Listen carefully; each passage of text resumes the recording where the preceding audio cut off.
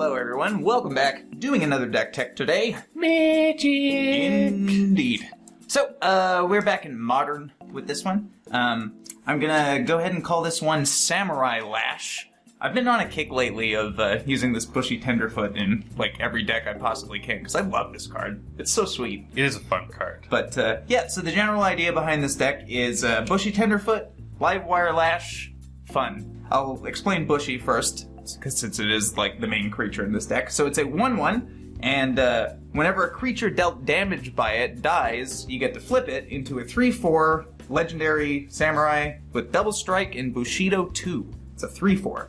So if you get to flip that on turn 2, which in most of the decks that play this card you do get to do that. Yeah, you've turn 2 killed me with that card. Yeah. So, And on Magic Online it happens more than you would think it does. But this one's a little slower than that one. It still has the capability of doing a turn 2, not necessarily kill, but put your opponent at like 3 with Mutagenic Growth, Prey Upon. But the main idea is Livewire Lash. So equipped creature gets +2/+0 and has whenever this creature becomes the target of a spell, that creature deals 2 damage to target creature or player. So the idea here is put a Livewire Lash on the Bushi, target it with something like a Mutagenic Growth, deal 2 damage to something that they have. If it dies, he flips and keeps all the pumps, and he's huge.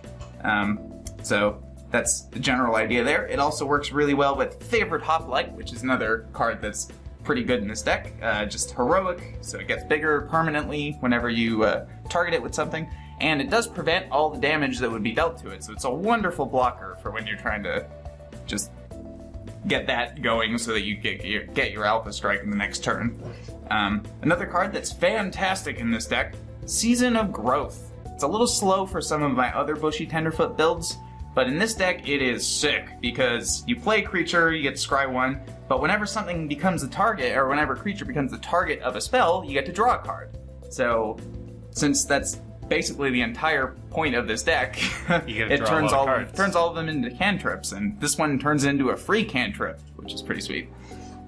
So yeah, that card's really busted. Up here we have Tarmogoyf, just a good guy. Put a Rancor on him. That's scary enough, usually. Then we have some fight cards in the form of Prey Upon, so just the 1 mana thing you have fight something that your opponent has. It's a good way to flip your Bushi quickly. Or just clear something out of the way for a Tarmogoyf hit, or whatever. Also worth noting that it's always fun to make a Favored Hoplite fight something, because if you target it, it prevents all the damage that we've dealt to him, so really it's just a one-sided fight. Yeah. He's the only one that gets to exchange any blows. Speaking of one-sided fights, we have Nature's Way, which is inherently a one-sided fight. It target creature you control deals damage to another creature.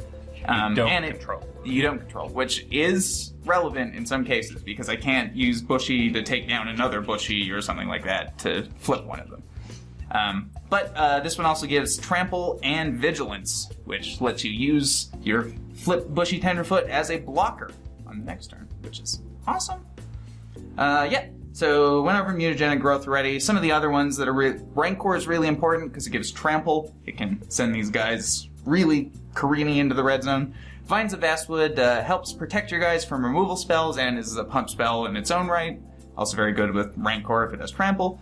Might of Old Krosa, same general idea. It's 1 mana +4/+4 if you do it at sorcery speed. It's pretty sweet. And I actually forgot about an honorable mention creature, Inkmoth Nexus. The reason that's not in the lands is because most of the time you're going to want to attack with this bad boy, because Livewire Lash with an infect creature, also pretty damaging. Yeah. Yeah. Which is most of the Livewire Lash decks that I've seen in the past. Like, I remember that Standard had a few of them. Yeah. So then we get to lands. Forbidden Orchard, the most important land in any deck that has Bushi Tenderfoot, because it gives your opponent a 1/1 that you can then fight, or one-way fight with Nature's Way.